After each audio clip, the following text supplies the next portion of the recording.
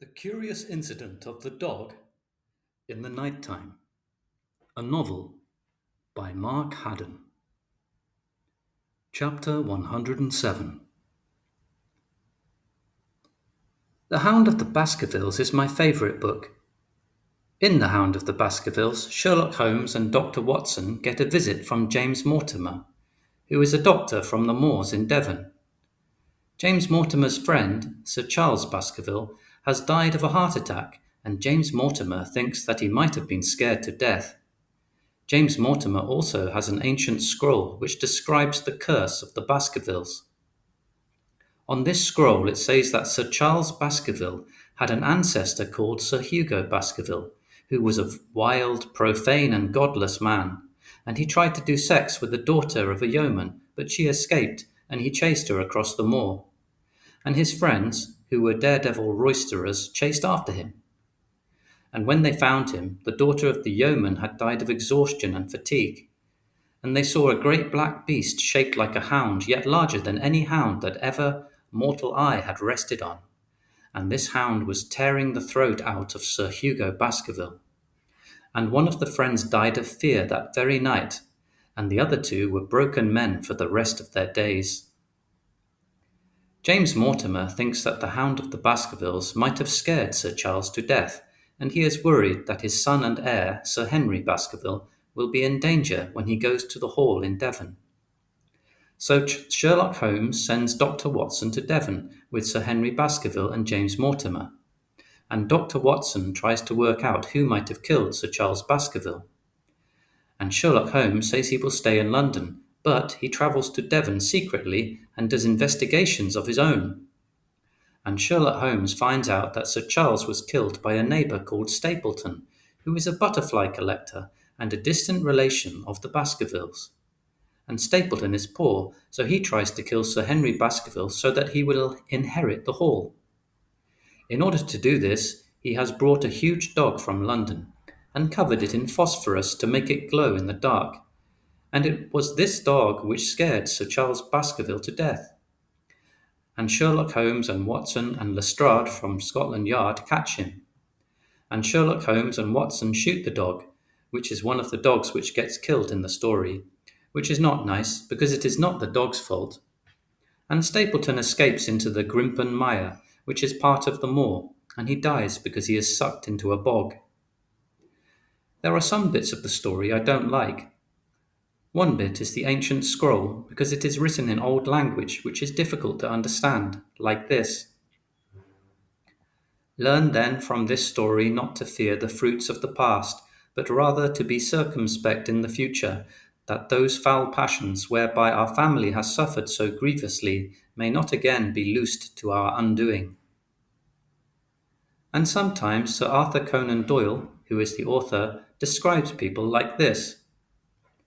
There was something subtly wrong with the face, some coarseness of expression, some hardness, perhaps of eye, some looseness of lip, which marred its perfect beauty. And I don't know what some hardness, perhaps of eye, means, and I'm not interested in faces. But sometimes it is fun not knowing what the words mean, because you can look them up in a dictionary, like Goyal, which is a deep dip, or Tors, which are hills or rocky heights. I like The Hounds of the Baskervilles because it is a detective story, which means there are clues and red herrings. These are some of the clues. 1. Two of Sir Henry Baskerville's boots go missing when he is staying at a hotel in London. This means that someone wants to give them to the Hound of the Baskervilles to smell, like a bloodhound, so that it can chase him. This means that the Hound of the Baskervilles is not a supernatural being, but a real dog. 2. Stapleton is the only person who knows how to get through the Grimpen Mire, and he tells Watson to stay out of it for his own safety. This means that he is hiding something in the middle of Grimpen Mire and doesn't want anyone else to find it. 3. Mrs. Stapleton tells Dr. Watson to go straight back to London instantly. This is because she thinks Dr. Watson is Sir Henry Baskerville, and she knows that her husband wants to kill him. And these are some of the red herrings. 1. Sherlock Holmes and Watson are followed when they are in London by a man in a coach with a black beard. This makes you think that the man is Barrymore, who is the caretaker at Baskerville Hall, because he is the only other person who has a black beard. But the man is really Stapleton, who is wearing a false beard. 2. Selden, the Notting Hill murderer. This is a man who has escaped from a prison nearby and is being hunted down on the moors, which makes you think that he has something to do with the story because he is a criminal, but he hasn't anything to do with the story at all. 3. The man on the tor. This is a silhouette of a man that Dr. Watson sees on the moor at night and doesn't recognize, which makes you think it is the murderer. But it is Sherlock Holmes who has come to Devon secretly. I also like The Hound of the Baskervilles because I like Sherlock Holmes, and I think that if I were a proper detective, he is the kind of detective I would be. He is very intelligent, and he solves the mystery, and he says, "The world is full of obvious things which nobody by any chance ever observes." But he notices them like I do. Also, it says in the book, Sherlock Holmes had, in a very remarkable degree, the power of detaching his mind at will. And this is like me too, because if I get really interested in something, like practicing maths or reading a book about the Apollo missions or great white sharks, I don't notice anything else, and Father can be calling me to come and eat my supper and I won't hear him. And this is why I am very good at playing chess, because I detach my mind at will and concentrate on the board, and after a while the person I am playing will stop concentrating and start scratching their nose or staring out of the window, and then they will make a mistake, and I will win. Also, Dr. Watson says about Sherlock Holmes, his mind was busy in endeavouring to frame some scheme into which all these strange and apparently disconnected episodes could be fitted. And that is what I am trying to do by writing this book. Also, Sherlock Holmes doesn't believe in the supernatural, which is God and fairy tales, and hounds of hell and curses, which are stupid things. And I am going to finish this chapter with 2 interesting facts about Sherlock Holmes. 1. In the original Sherlock Holmes stories, Sherlock Holmes is never described as wearing a deerstalker hat, which is what he is always wearing in pictures and cartoons. The deerstalker hat was invented by a man called Sidney Paget, who did the illustrations for the original books. 2. In the original Sherlock Holmes stories, Sherlock Holmes never says, "Elementary, my dear Watson." He only ever says this in films and on the television. Chapter 109. That night I wrote some more of my book, and the next morning I took it into school so that Siobhan could read it and tell me if I had made mistakes with the spelling and the grammar. Siobhan read the book during morning break, when she has a cup of coffee and sits on the edge of the playground with the other teachers. And after morning break, she came and sat down next to me and said she had read the bit about my conversation with Mrs. Alexander, and she said, "Have you told your father about this?" And I replied, "No." And she said, "Are you going to tell your father about this?" And I replied, "No." And she said, "Good. I think that's a good idea, Christopher." And then she said, "Did it make you sad to find this out?" And I asked, "Find what out?" And she said, "Did it make you upset to find out that your mother and Mrs. Shears had an affair?" And I said, "No." And she said, "Are you telling the truth, Christopher?" And then I said, "I always tell the truth." And she said, "I know you do, Christopher, but sometimes we get sad about things and we don't like to tell other people that we are sad about them. We like to keep it a secret. Or sometimes we are sad, but we don't really know why we are sad. So we say we aren't sad, but really we are." And I said, "I'm not sad."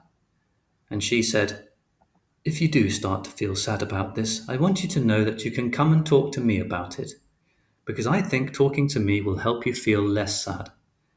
And if you don't feel sad, but you just want to talk to me about it, that would be okay too. Do you understand? And I said, I understand. And she said, good.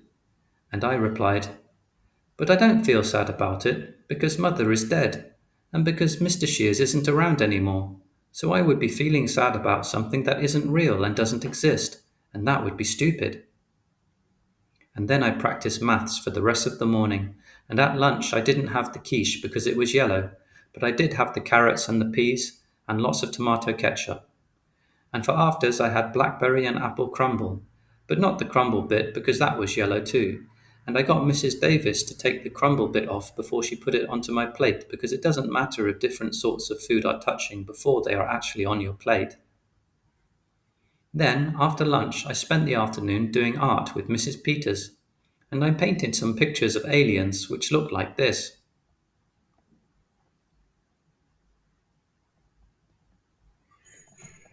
Chapter 113. My memory is like a film. That is why I am really good at remembering things, like the conversations I have written down in this book, and what people were wearing, and what they smelled like, because my memory has a smell track which is like a soundtrack. And when people ask me to remember something, I can simply press rewind and fast forward and pause, like on a video recorder, but more like a DVD player because I don't have to rewind through everything in between to get a memory of something a long time ago. And there are no buttons either because it is happening in my head. If someone says to me, Christopher, tell me what your mother was like, I can rewind to lots of different scenes and say what she was like in those scenes. For example, I could rewind to the 4th July 1992 when I was 9 years old, which was a Saturday, and we were on holiday in Cornwall. And in the afternoon we were on the beach in a place called Polperro, and Mother was wearing a pair of shorts made out of denim and a light blue bikini top, and she was smoking cigarettes called Consulate, which were mint flavour, and she wasn't swimming. Mother was sunbathing on a towel which had red and purple stripes, and she was reading a book by Georgette Heyer called The Masqueraders. And then she finished sunbathing and went into the water to swim, and she said, Bloody Nora, it's cold. And she said I should come and swim too, but I don't like swimming, because I don't like taking my clothes off. And she said I should just roll up my trousers and walk into the water a little way. So I did. And I stood in the water, and Mother said, Look, it's lovely.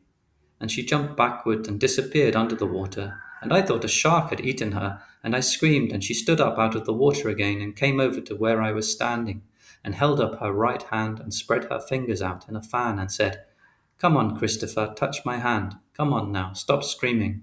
Touch my hand. Listen to me, Christopher, you can do it. And after a while I stopped screaming, and I held up my left hand and spread my fingers out in a fan, and we made our fingers and thumbs touch each other, and Mother said, It's okay, Christopher, it's okay. There aren't any sharks in Cornwall. And then I felt better.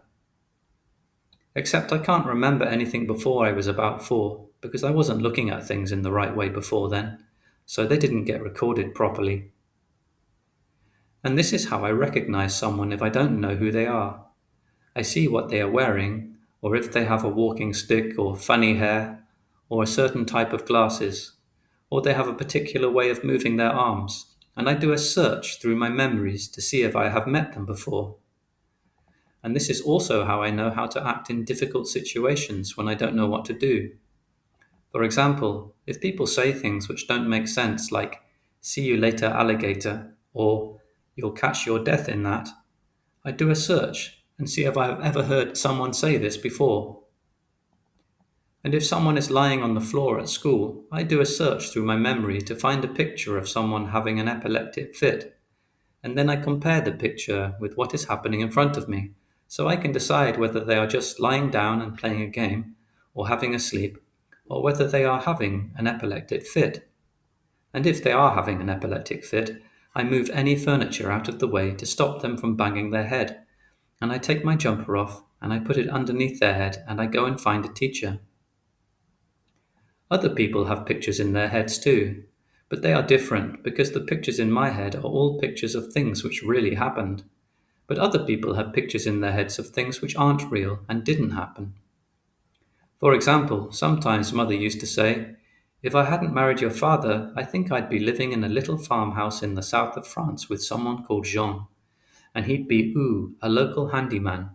Doing painting and decorating for people, gardening, building fences. And we'd have a veranda with figs growing over it, and there would be a field of sunflowers at the bottom of the garden, and a little town on the hill in the distance. And we'd sit outside in the evening and drink red wine and smoke Gaulois cigarettes and watch the sun go down."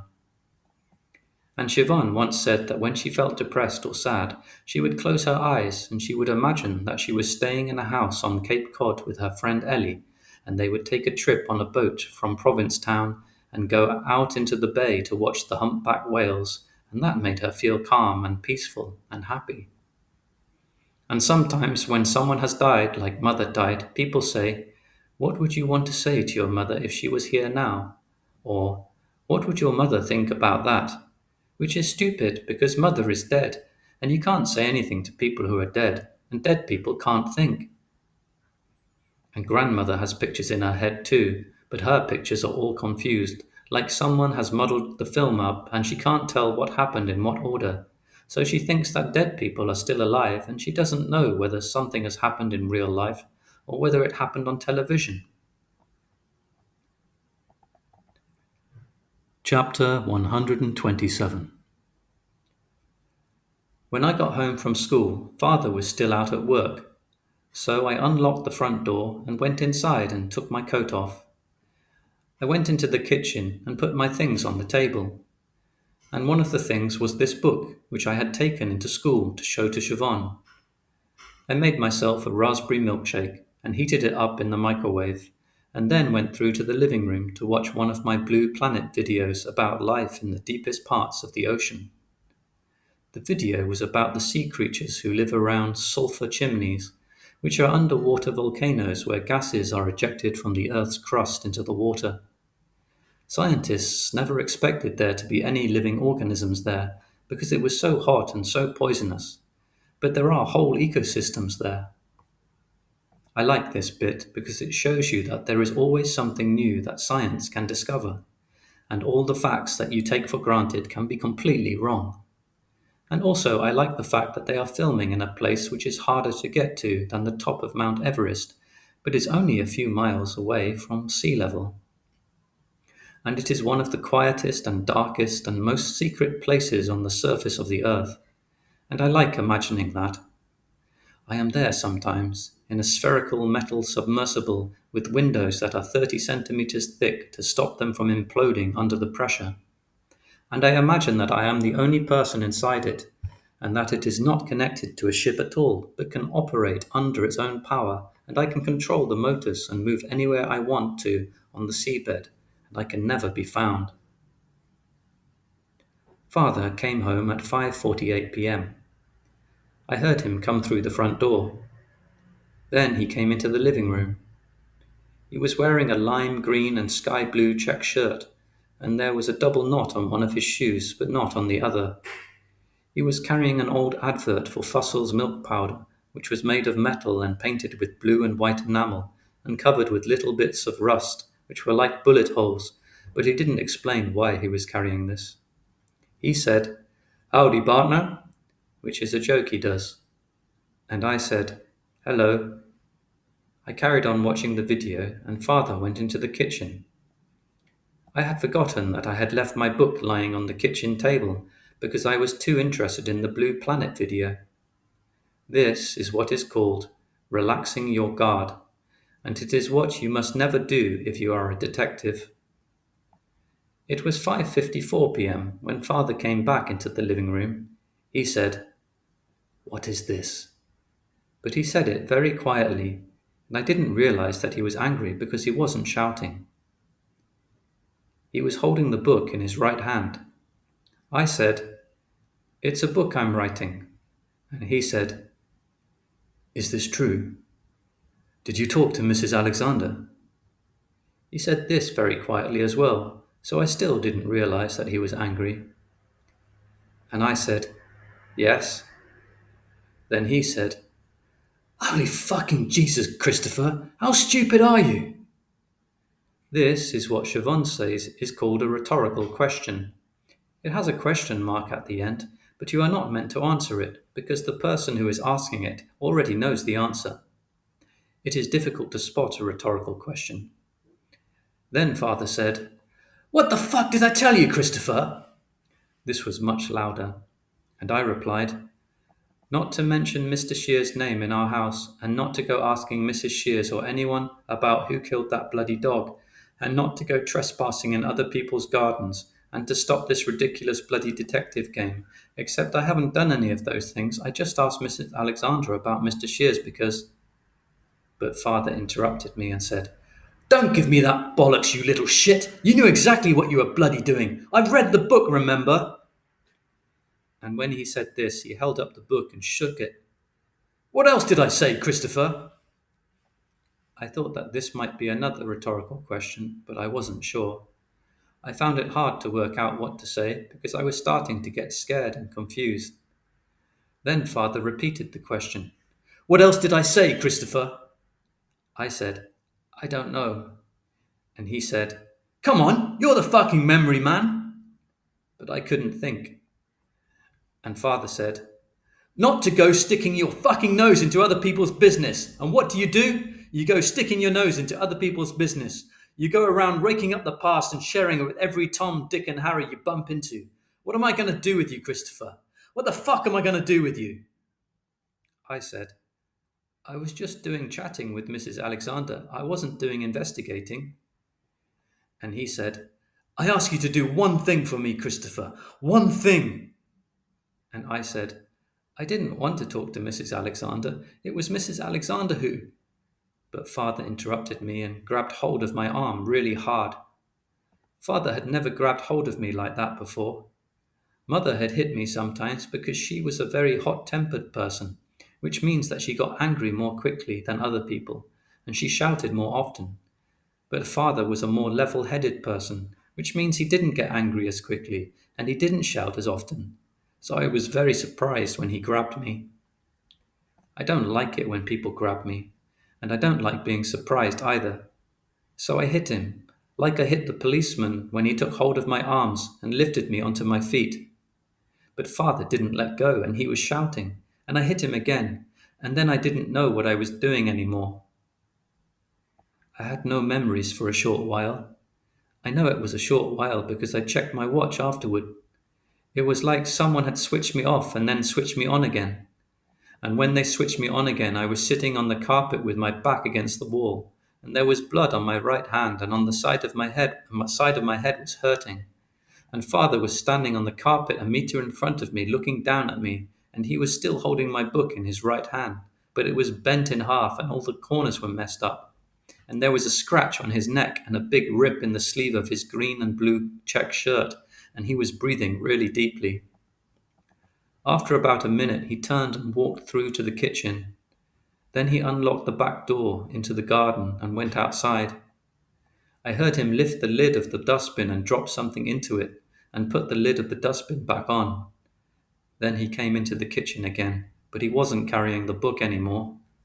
Then he locked the back door again and put the key into the little china jug that is shaped like a fat nun, and he stood in the middle of the kitchen and closed his eyes. Then he opened his eyes and he said, "I need a fucking drink." And he got himself a can of beer. Chapter 131. These are some of the reasons why I hate yellow and brown. Yellow. 1. Custard. 2. Bananas. Bananas also turn brown. 3. Double yellow lines. 4. Yellow fever, which is a disease from tropical America and West Africa which causes a high fever, acute nephritis, jaundice, and hemorrhages, and is caused by a virus transmitted by the bite of a mosquito called Aedes aegypti, which used to be called Stegomyia fasciata, and nephritis is inflammation of the kidneys. 5. Yellow flowers, because I get hay fever from flower pollen, which is one of three sorts of hay fever, and the others are from grass pollen and fungus pollen, and it makes me feel ill. 6. Sweet corn, because it comes out in your poo, and you don't digest it, so you're not really meant to eat it, like grass or leaves. Brown. 1. Dirt. 2. Gravy. 3. Poo. 4. Wood. Because people used to make machines and vehicles out of wood, but they don't anymore because wood breaks and goes rotten and has worms in it sometimes. And now people make machines and vehicles out of metal and plastic, which are much better and more modern. 5. Melissa Brown, who is a girl at school who is not actually brown like Anil or Mohammed, it's just her name. But she tore my big astronaut painting into two pieces, and I threw it away even after Mrs. Peters sellotaped it together again because it looked broken. Mrs. Forbes said that hating yellow and brown is just being silly. And Siobhan said that she shouldn't say things like that, and everyone has favourite colours. And Siobhan was right. But Mrs. Forbes was a bit right too, because it is sort of being silly. But in life, you have to take lots of decisions, and if you don't take decisions, you would never do anything, because you would spend all your time choosing between things you could do. So it is good to have a reason why you hate some things and you like others. It is like being in a restaurant, like when Father takes me out to a Burnley Inn sometimes, and you look at the menu and you have to choose what you're going to have. But you don't know if you are going to like something because you haven't tasted it yet. So you have favorite foods and you choose these, and you have foods you don't like and you don't choose these. And then it is simple.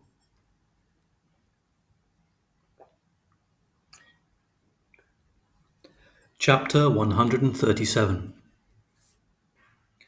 The next day, Father said he was sorry that he had hit me, and he didn't mean to. He made me wash the cut on my cheek with Dettol to make sure that it wasn't infected. Then he got me to put a plaster on it so it didn't bleed.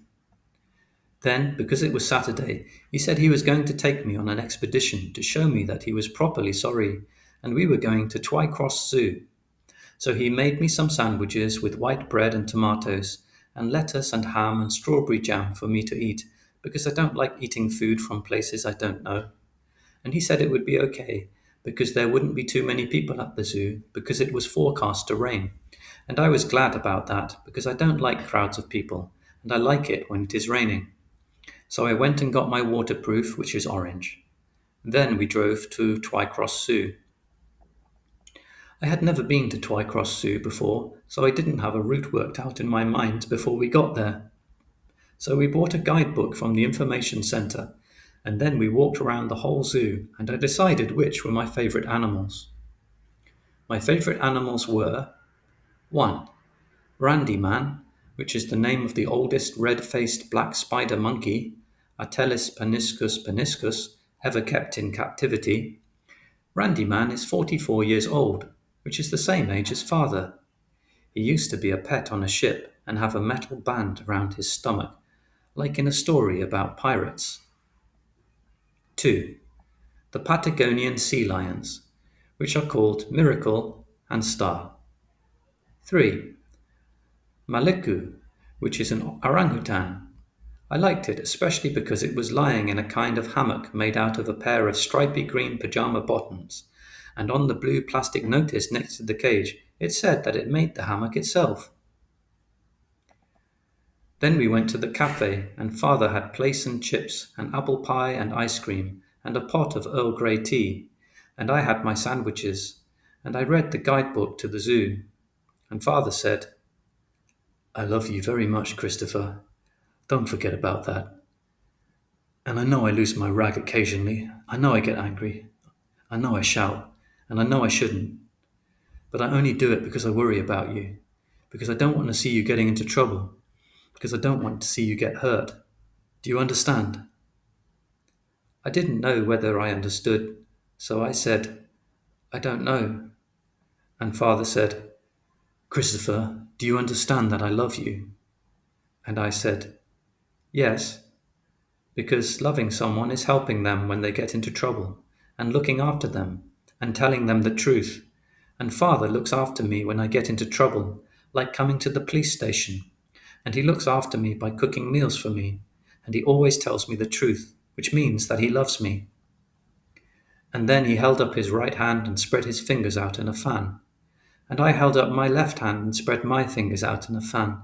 And we made our fingers and thumbs touch each other. Then I got out a piece of paper from my bag and I did a map of the zoo from memory as a test. The map was like this.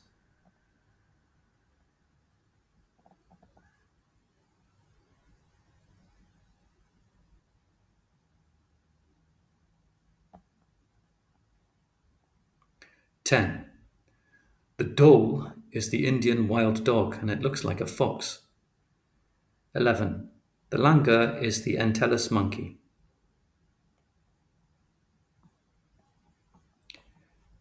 Then we went and looked at the giraffes, and the smell of their poo was like the smell inside the gerbil cage at school when we had gerbils, and when they ran their legs were so long it looked like they were running in slow motion.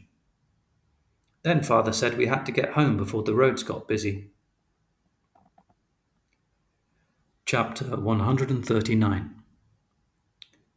I like Sherlock Holmes, but I do not like Sir Arthur Conan Doyle, who was the author of the Sherlock Holmes stories.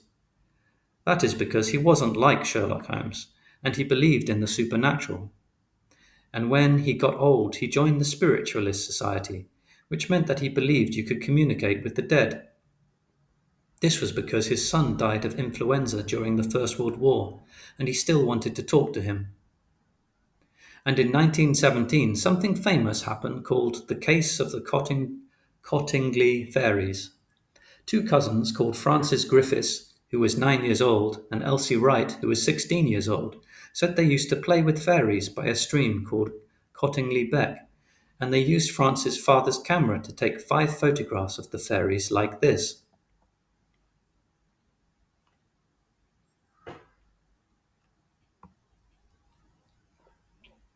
But they weren't real fairies.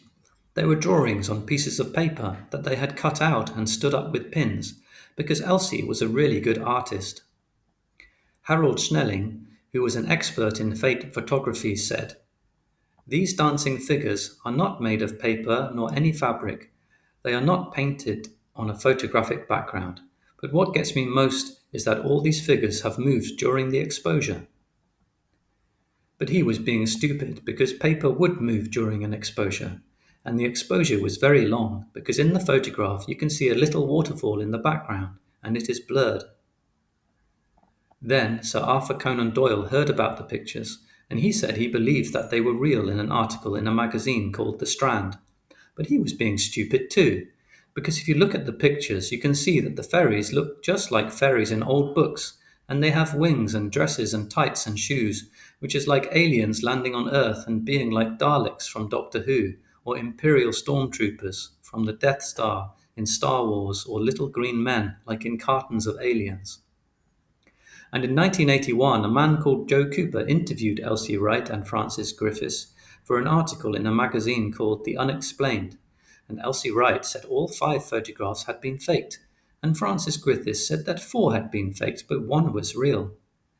And they said Elsie had drawn the fairies from a book called Princess Mary's Gift Book by Arthur Shepperson. And this shows that sometimes people want to be stupid, and they do not want to know the truth. And it shows that something called Occam's razor is true. And Occam's razor is not a razor that men shave with, but a law, and it says, "Entia non sunt multiplicanda praeter necessitam," which is Latin, and it means, "No more things should be presumed to exist than are absolutely necessary," which means that a murder victim is usually killed by someone known to them, and fairies are made out of paper, and you can't talk to someone who is dead. Chapter 149. When I went to school on Monday, Siobhan asked me why I had a bruise on the side of my face. I said that Father was angry and he had grabbed me, so I had hit him, and then we had a fight. Siobhan asked whether Father had hit me, And I said I didn't know because I got very cross, and it made my memory go strange. And then she asked if father had hit me because he was angry. And I said he didn't hit me, he grabbed me, but he was angry. And Siobhan asked if he grabbed me hard, and I said that he had grabbed me hard. And Siobhan asked if I was frightened about going home, and I said I wasn't. And then she asked me if I wanted to talk about it anymore, and I said I didn't. And then she said, okay, and we didn't talk about it anymore. Because grabbing is okay if it is on your arm or your shoulder when you are angry, but you can't grab someone's hair or their face. But hitting is not allowed, except if you are already in a fight with someone. Then it is not so bad. And when I got home from school, father was still at work. So I went into the kitchen and took the key out of the little china jug shaped like a nun and opened the back door and went outside and looked inside the dustbin to find my book. I wanted to get my book back because I liked writing it. I liked having a project to do, and I liked it especially if it was a difficult project like a book. Also, I still didn't know who had killed Wellington, and my book was where I had kept it all the clues that I had discovered, and I did not want them to be thrown away. But my book wasn't in the dustbin. I put the lid back on the dustbin and walked down the garden to have a look in the bin where father keeps the garden waste, such as lawn clippings and apples that have fallen off the trees. But my book wasn't in there either. I wondered if father had put it into his van and driven to the tip and put it into one of the big bins there, but I did not want that to be true, because then I would never see it again. One other possibility was that father had hidden my book somewhere in the house. So I decided to do some detecting and see if I could find it. Except I had to keep listening really hard all the time, so I would hear his van when he pulled up outside the house, so he wouldn't catch me being a detective. I started by looking in the kitchen. My book was approximately 25 centimeters times 35 centimeters times 1 centimeter, so it couldn't be hidden in a very small place, which meant that I didn't have to look in any really small places. I looked on top of the cupboards and down the back of drawers and under the oven, and I used my special maglite torch and a piece of mirror from the utility room to help me see into the dark places at the back of the cupboards where the mice used to get in from the garden and have their babies. Then I detected in the utility room. Then I detected in the dining room. Then I detected in the living room, where I found the missing wheel from my Airfix Messerschmitt BF109 G6 model under the sofa. Then I thought I heard father coming through the front door, and I jumped, and I tried to stand up fast, and I banged my knee on the corner of the coffee table, and it hurt a lot. But it was only one of the drug people next door dropping something on the floor. Then I went upstairs, but I didn't do any detecting in my own room, because I reasoned that father wouldn't hide something from me in my own room unless he was being very clever and doing what is called a double bluff, like in a real murder mystery novel. So I decided to look in my own room only if I couldn't find the book anywhere else. I detected in the bathroom, but the only place to look was in the airing cupboard, and there was nothing in there. Which meant that the only room left to detect in was father's bedroom. I didn't know whether I should look in there because he had told me before not to mess with anything in his room. But if he was going to hide something from me, the best place to hide it would be in his room. So I told myself I would not mess with things in his room. I would move them and then I would move them back. And he would never know I had done it, so he wouldn't be angry. I started looking under the bed. There were 7 shoes and a comb with lots of hair in it, and a piece of copper pipe, and a chocolate biscuit, and a porn magazine called Fiesta, and a dead bee, and a Homer Simpson pattern tie, and a wooden spoon. But not my book. Then I looked in the drawers on either side of the dressing table, but these only contained aspirin and nail clippers and batteries and dental floss and a tampon and tissues and a spare false tooth in case father lost the false tooth he had to fill the gap where he knocked a tooth out when he fell off the ladder, putting a bird box up in the garden. But my book wasn't in there either. Then I looked in his clothes cupboard. This was full of his clothes on hangers. There was also a little shelf at the top which I could see onto if I stood on the bed, but I had to take my shoes off in case I left a dirty footprint that would be a clue if Father decided to do some detecting. But the only things on the shelf were more porn magazines, and a broken sandwich toaster, and 12 wire coat hangers, and an old hairdryer that used to belong to Mother. In the bottom of the cupboard was a large plastic toolbox, which was full of tools for doing do-it-yourself, like a drill and a paintbrush and some screws and a hammer. But I could see these without opening the book because it was made of transparent grey plastic. Then I saw that there was another box underneath the toolbox, so I lifted the toolbox out of the cupboard. The other box was an old cardboard box that is called a shirt box because people used to buy shirts in them. And when I opened the shirt box, I saw my book was inside it. Then I didn't know what to do. I was happy because Father hadn't thrown my book away. But if I took the book, he would know I had been messing with things in his room, and he would be very angry, and I had promised not to mess with things in his room. Then I heard his van pulling up outside the house, and I knew that I had to think fast and be clever. So I decided that I would leave the book where it was, because I reasoned that Father wasn't going to throw it away if he had put it into the shirt box, and I could carry on writing in another book that I would keep really secret, and then maybe later he might change his mind and let me have the first book back again, and I could copy the new book into it. And if he never gave it back to me, I would be able to remember most of what I had written. So I would put all into the second secret book, and if there were bits I wanted to check to make sure I had remembered them correctly, I could come into his room whenever he was out and check. Then I heard Father shutting the door of the van, and that was when I saw the envelope. It was an envelope addressed to me, and it was lying under my book in the shirt box with some other envelopes. I picked it up. It had never been opened.